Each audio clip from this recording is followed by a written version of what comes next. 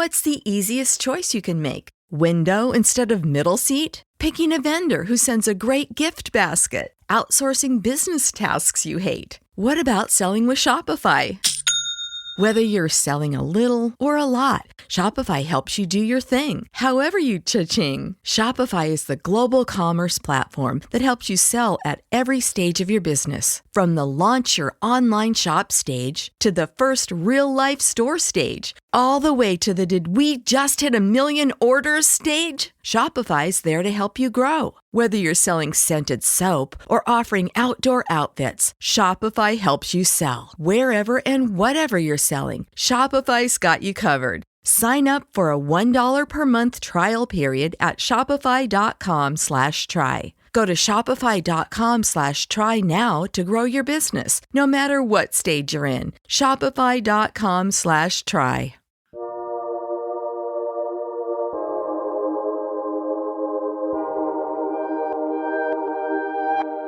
Dr. Francis T.P. Z retired as Research Leader and Horticulturist for the USDA ARS Pacific Basin Agricultural Research Center after realizing his vision of reviving the Hawaii tea industry. He received his doctorate in horticulture at the University of Hawaii at Manoa, where he began working with tea cultivars for commercial production. The failure of those attempting large-scale production led him to champion specialty tea grown in harmony with the unique terroir of Hawaii on high-altitude farms like that founded by Eva Lee and her husband, Chiu Leong. Lee collaborated with Z at their Volcano Village farm to develop locally acclimated rootstock at her nursery, producing 25,000 saplings, primarily planted on Hawaii farms, but also in demand abroad. Eva reminisces about working with Z and describes how his vision continues to shape the future of Hawaii tea. It's my delight to introduce our listeners to Eva Lee, one of the foundation stones of Hawaii tea. Thanks so much for joining us today. Aloha, Dan. Thanks for having me. The USDA officials who funded Francis Z's experiments expected his work to revive tea on a big scale. But it was evident by the 1990s that would not happen. Hawaii growers suffered so many setbacks that producers like John Cross, who farmed 13 acres on the Big Island, were on the verge of tearing out their mature tea plants. Z was an environmentalist, tea lover, and talented horticulturist who reimagined Hawaii as a community of small-scale growers who crafted specialty teas like those in his native China. You worked with him for nearly 25 years. Will you describe him and the significance of his work? He was just extremely humble. So in the sense of everything that he did in his own personal studies, and then reaching out to community, of course, and, going on and on, he wasn't one of these kinds of personalities that was very loud or large. He was just so focused, dedicated, and passionate about what he was doing because he was headquartered on Hawaii Islands and stationed in Hilo. And we were up on the mountain on the summit of Kilauea. Happened to be very, very fortunate in the timing of first getting to meet him and hear and read about what he had been researching. And so in the late 90s, he was doing, extensive research, really before anyone in the private sector, really was able to understand what he was doing. It wasn't really all that known. It was just research scientists that were doing these studies that were within USDA, Pacific Basin Agricultural Research Center, as well as the University of Hawaii and the College of Tropical Agriculture and Human Resources, but those two institutions really joined in once he made it known as to what he was doing from USDA perspective. When he introduced, quote, his findings to the conventional farming community in Hawaii, and basically they all said no. They said it was too labor intensive, it was not economically viable, on and on and on. That was a reasonable position to take because several companies had gone bankrupt. It wasn't just naysayers, it was people who said, look, we've seen a 9% increase in labor expenses. This isn't China. This isn't a place where we're going to get cheap labor.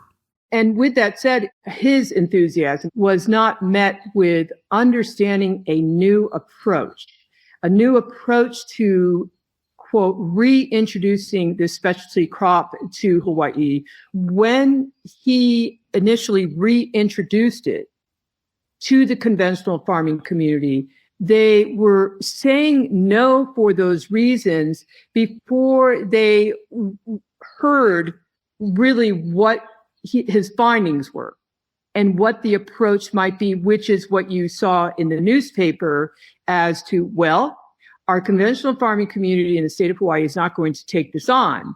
So let's pause, let's take a look, and let's see how, if we can start this in community, if the community is interested in it being more of a home gardening approach, and that could it, quote, blossom and take off from there?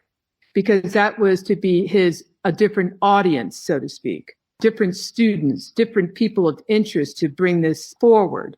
And so the openness from that community to learn more, to take more risk, seemed much more doable in those smaller pockets of community. And so hence, in some ways, he was also introducing it in a very traditional manner. So as we know that tea in other countries have the communities that are many individual farms that as a community will come together to create tea, to process, to grow it, to market it, a number of things that communities will do together. He also understood that it was very challenging in the West because the West is so individual thinking.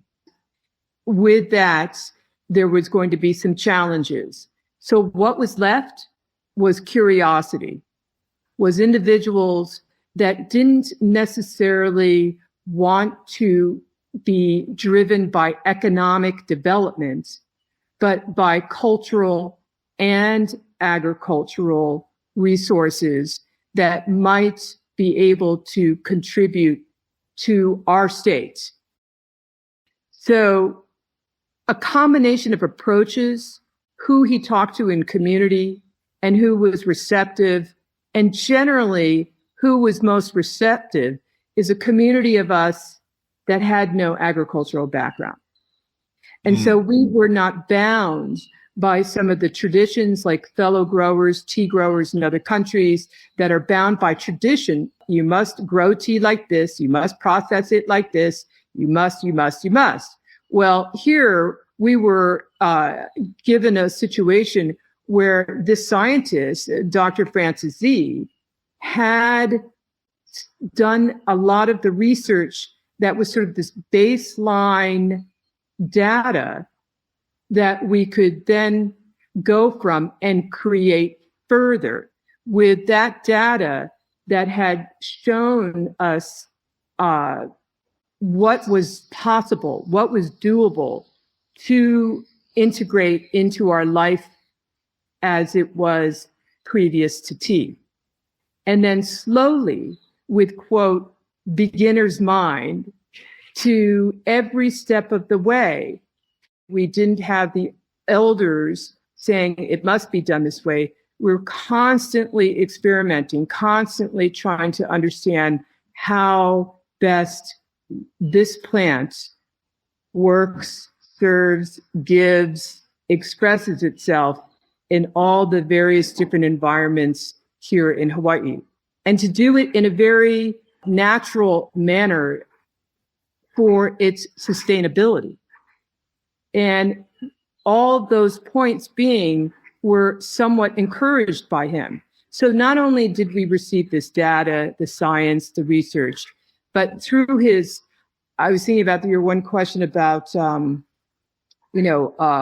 learning from him and picking up on his nuance just inspired further development into the plants, into the product, into the various different ways that it is being grown and processed.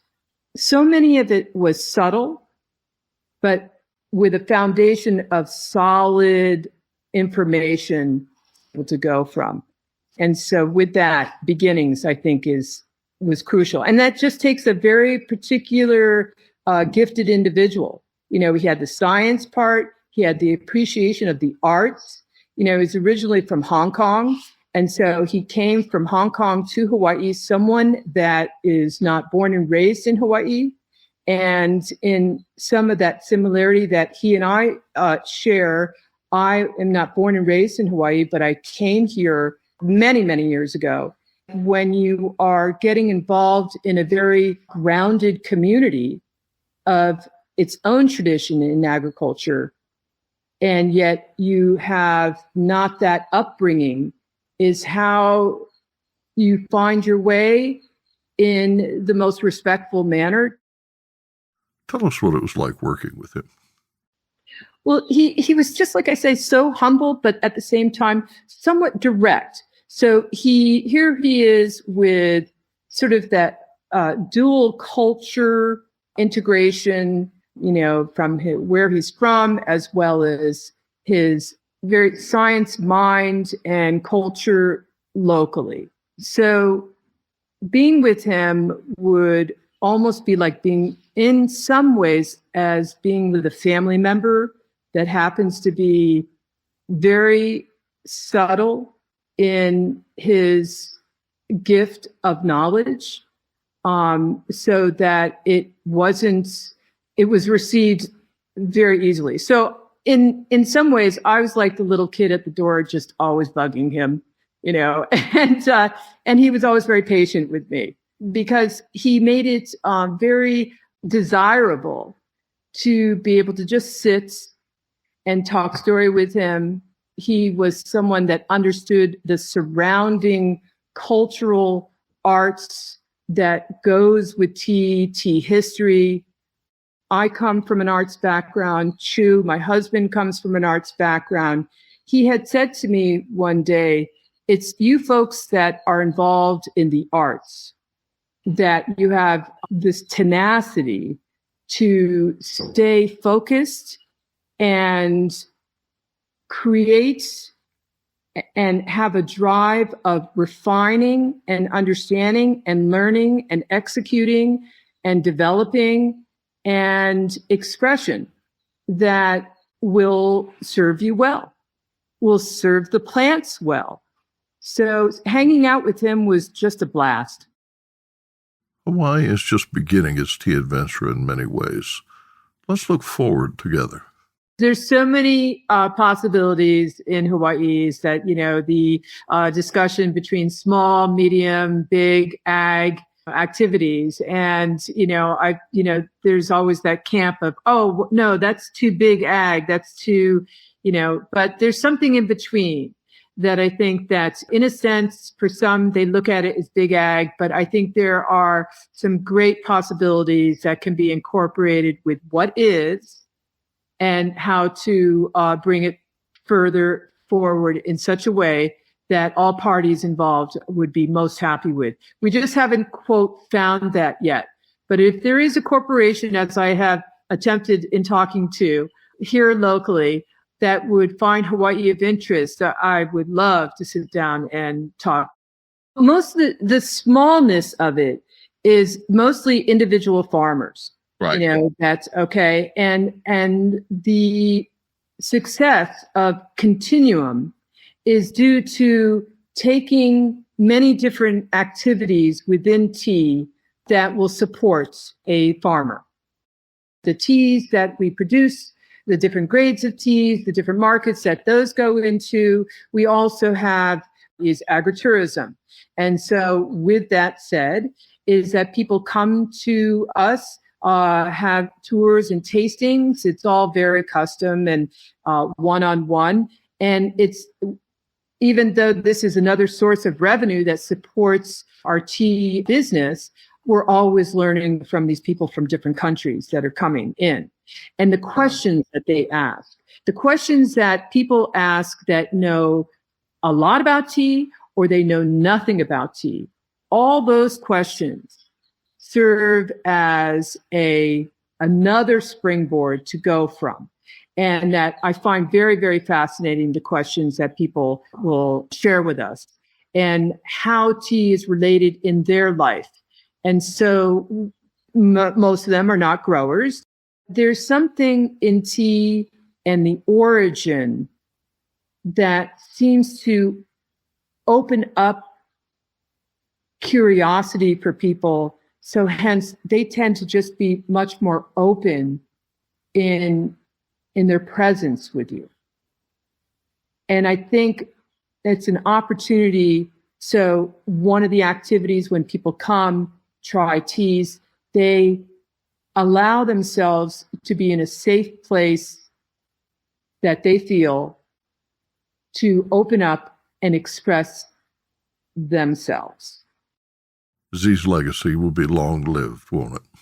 We know that the tea plant will outlive us all. And, you know, the wonderment of knowing that we're planting in Hawaii, that these plants will outlive us all, and that in finding that the tea plants are doing a service within native rainforests, that if one was to let it go and to know that hundreds of years later, the tea plant can be brought back by that generation as a food crop, as well as a specialty tea, is so profound.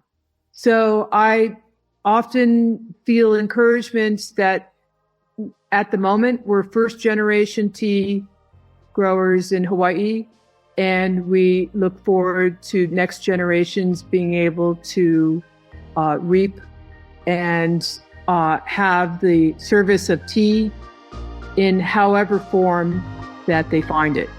So the plant is sort of that miracle for all.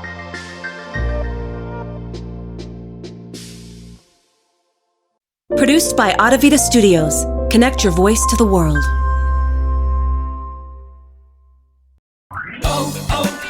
O'Reilly. Check engine light on? Take the guesswork out of your check engine light with O'Reilly Veriscan. It's free and provides a report with solutions based on over 650 million vehicle scans verified by ASE certified master technicians. And if you need help, we can recommend a shop for you. Ask for O'Reilly Veriscan today. O'Reilly.